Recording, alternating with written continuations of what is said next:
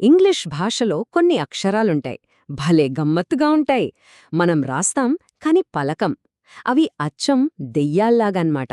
కనిపిస్తాయి, కాని వాటికి సౌండ్ ఉండదు. సరే, మరి ఈ ఫాంటమ్ అక్షరాల వెనుకున్న అసలు రహస్యమేంటో తెలుసుకుందామా? ఈ ప్రశ్న మనలో చాలా మందికి ఎప్పుడో ఒకప్పుడు వచ్చే ఉంటుంది కదా. ఇప్పుడు డౌట్ అనే పదాన్ని తీసుకోండి. అందులో బీ అని రాస్తాం, కాని ఎప్పుడు పలకం. అలాగే క్నైఫ్ అన్నప్పుడు కే సౌండ్ అస్సలు వినిపించదు. మరి వాటిని ఆ స్పెల్లింగ్లో ఎందుకుంచినట్టు? ఈ కన్ఫ్యూజన్ వెనుక ఒక పెద్ద కథే ఉంది. వీటినే మనం అధికారికంగా సైలెంట్ లెటర్స్ అంటాం. అంటే నిశ్శబ్ద అక్షరాలు. ఇవి ఊరికి వచ్చిన స్పెల్లింగ్ మిస్టేక్స్ కాదండోయ్, మన భాష గతం నుంచి మిగిలిపోయిన కొన్ని చారిత్రక ఆధారాలన్మాట. ప్రతి సైలెంట్ లెటర్ వెనక ఒక స్టోరీ ఉంటుంది. ఇంకా సింపుల్గా చెప్పాలంటే సైలెంట్ లెటర్స్ అంటే స్పెల్లింగ్లో కనిపిస్తాయి కాని మనం పలికేటప్పుడు వినిపించవు. ఎందుకంటే కాలం గడిచే కొద్దీ ఇంగ్లీష్ మాట్లాడే విధానం మారింది, కొన్ని శబ్దాలు వాడకంలోంచి పోయాయి, కానీ పాతకాలం నాటి స్పెల్లింగ్స్ మాత్రం అలాగే ఉండిపోయాయి. ఇప్పుడు మనం ఒక డిటెక్టివ్లా మారిపోదాం. మన పదాల్లో దాక్కున్న ఈ సైలెంట్ లెటర్స్ మిస్టరీని ఛేదిద్దాం. ఈ జర్నీ మనల్ని భాష చరిత్ర లోతుల్లోకి తీసుకెళ్తుంది. మొదటిసారి చూసినప్పుడు ఈ సైలెంట్ లెటర్స్ అన్నీ ఒక కన్ఫ్యూజన్లా అనవసరంగా ఉన్నట్టు అనిపించొచ్చు. కాని నిజానికి వాటికో పద్ధతి ఉంది. అవి చరిత్ర మనకు వదిలి వెళ్లిన కొన్ని సీక్రెట్ కోడ్స్ లాంటివి. ఆ కోడ్స్ని మనం అర్థం చేసుకుంటే ఇంగ్లీష్ స్పెల్లింగ్స్ చాలా ఈజీ అయిపోతాయి. సరే, ఇప్పుడు మనం చాలా కామన్గా కనిపించే కొన్ని కోడ్స్ని బ్రేక్ చేద్దాం. ఈ సైలెంట్ లెటర్స్లో ఉన్న ప్యాటర్న్స్ని గుర్తిస్తే చాలు, వాటిని మనం చాలా సులభంగా గుర్తుపెట్టుకోవచ్చు. మనం క్రాక్ చేయబోయే మొట్టమొదటి కోడ్ K+N కోడ్. ఒక పదంలో ఎన్కి ముందు కే వచ్చినప్పుడు ఏం జరుగుతుందో చూద్దామా? ఇది చాలా ఇంట్రెస్టింగ్గా ఉంటుంది. ఇక్కడ చూడండి, భలే ఉంది కదా. మనం నైఫ్, నీ, నాక్ అని రాస్తాం. కానీ పలికేటప్పుడు ఆ కే సౌండ్ని పూర్తిగా వదిలేసి నైఫ్, నీ, నాక్ అని మాత్రమే అంటాం.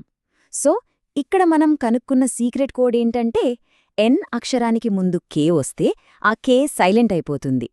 ఓకే, ఇప్పుడు ఇంకో కామన్ కోడ్కి వెళ్దాం. ఇది డబ్ల్యూ ఇంకా ఆర్ కాంబినేషన్. ఈ రెండు పక్కపక్కనే వచ్చినప్పుడు ఒకటి సైలెంట్గా ఉండిపోతుంది. ఇక్కడ కూడా అదే మ్యాజిక్. మనం రైట్ అని రాస్తాం, కానీ ఆ డబ్ల్యూని పలకం, జస్ట్ రైట్ అంటాం. అలాగే రెస్ట్, రెక్ పదాల్లో కూడా డబ్ల్యూ సైలెంట్.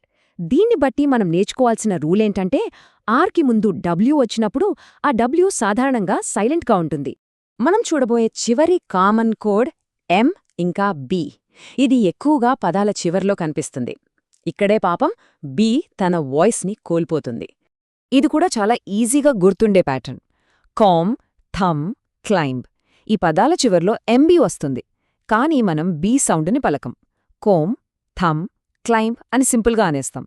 సో రూలేంటంటే ఒక పదం చివర ఎం తర్వాత బి వస్తే ఆ బి సైలెంట్ అన్నమాట. ఇప్పటిదాకా మనం కొన్ని కోడ్స్ని ఛేదించాం, కానీ ఇప్పుడు మనం అన్ని సైలెంట్ లెటర్స్లోకి కింగ్ లాంటి దాని గురించి తెలుసుకోబోతున్నాం. దాని పేరే మ్యాజిక్ ఈ. ఇది ఈ మొత్తం మిస్టరీకి ఒక మాస్టర్ కీ లాంటిది. సైలెంట్ లెటర్స్ అన్నింటిలో ఈకి ఒక స్పెషల్ ప్లేస్ ఉంది. ఇది అన్నిటికంటే ఎక్కువగా కనిపిస్తుంది. అంతేకాదు, ఒక పదం యొక్క సౌండ్ని, దాని రూపాన్ని మొత్తం మార్చేగల పవర్ దీనికుంది. అందుకే దీన్ని సరదాగా మ్యాజిక్ ఈ అని పిలుస్తారు. ఈ మ్యాజిక్ ఈకి చాలా పవర్స్ ఉన్నాయి. ఇది పదం మధ్యలో ఉన్న అచ్చు సౌండ్ని మార్చేస్తుంది, సి, జీ లాంటి హల్లుల సౌండ్ని సాఫ్ట్గా చేస్తుంది, కొన్ని స్పెల్లింగ్ రూల్స్ని ఫాలో అయ్యేలా చూస్తుంది, ఇంకా పదాల అర్థాల మధ్య తేడాను కూడా క్రియేట్ చేస్తుంది. వీటిని ఒక్కొక్కటిగా చూద్దాం. మ్యాజిక్ ఈ చేసే మొదటి ఇంకా ముఖ్యమైన పని ఇదే. ఉదాహరణకి హాప్ అనే పదం తీసుకోండి. దాని చివర ఈ చేరిస్తే అది హోప్ అవుతుంది. గమనించారా? ఓ సౌండ్ ఆ నుంచి ఓగా మారింది. అలాగే సిట్ కాస్త సైట్ అవుతుంది, కబ్ కాస్త క్యూబ్ అవుతుంది. చివర ఉన్న ఈ సైలెంట్, కాని దాని ముందున్న అచ్చు సౌండ్ని లాంగ్ చేస్తుంది. దీని రెండవ పవర్ చూడండి. ఫ్యాక్ట్లో సీకి గట్టిగా క్ అనే సౌండ్ ఉంటుంది, కాని దాని పక్కన ఈ చేర్చగానే అది ఫేస్ అవుతుంది. ఇక్కడ సీకి సాఫ్ట్గా స్ అనే సౌండ్ వస్తుంది. అలాగే బ్యాగ్లో జీకి గ్ సౌండ్ ఉంటే పేజ్లో సాఫ్ట్గా జ సౌండ్ వస్తుంది. ఇక్కడ ఒక ఇంట్రెస్టింగ్ స్పెల్లింగ్ రూల్ ఉంది. ఇంగ్లీష్లో పదాలు సాధారణంగా వి లేదా యు అక్షరాలతో ఎండ్ అవ్వవు. ఆ రూల్ని పాటించడానికే గివ్, హ్యావ్, బ్లూ, ట్రూ లాంటి పదాల చివరన సౌండ్ లేని ఈని పెడతారు. ఇక్కడ ఈ ఉచ్చారణను మార్చదు, కేవలం స్పెల్లింగ్ రూల్ని కంప్లీట్ చేస్తుంది. అంతే. సరే, మనం ఈ సైలెంట్ లెటర్స్ వెనుకున్న కొన్ని కోడ్స్, రూల్స్ చూశాం. కానీ అసలు ప్రశ్న ఏంటంటే, ఈ ఫ్యాంటమ్ అక్షరాల గురించి మనం ఎందుకు పట్టించుకోవాలి? ఈ మిస్టరీని ఛేదించడం వల్ల మనకు ఉపయోగమేంటి? ఎందుకంటే ఫస్ట్, ఈ సైలెంట్ లెటర్స్ మన భాషా హిస్టరీని చెప్పే ఫాజిల్స్ లాంటివి. సెకండ్, అవి బిట్, బైట్ లాంటి పదాల మధ్య అర్థం తేడాను క్లియర్గా చూపిస్తాయి. అన్నింటికన్నా ముఖ్యంగా వాటి ప్యాటర్న్స్ని అర్థం చేసుకుంటే మనం ఇంకా కాన్ఫిడెంట్గా చదవగలుగుతాం, రాయగలుగుతాం. ఈ ఒక్క వాక్యం సైలెంట్ లెటర్స్ మొత్తం కథను చెప్పేస్తుంది. మాట్లాడే భాష చాలా వేగంగా మారిపోతుంది, కాని రాసే భాష మాత్రం పాత సంప్రదాయాల్ని, చారిత్రక స్పెల్లింగ్లని కాపాడుకోవడానికి ట్రై చేస్తుంది. ఈ రెండింటి మధ్య ఉన్న గ్యాపే ఈ సైలెంట్ లెటర్స్కి కారణం.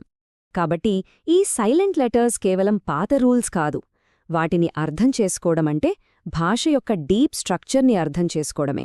ఇది మనల్ని ప్రెజెంట్లో ఇంకా క్లియర్గా, ఎఫెక్టివ్గా కమ్యూనికేట్ చేయడానికి హెల్ప్ చేస్తుంది.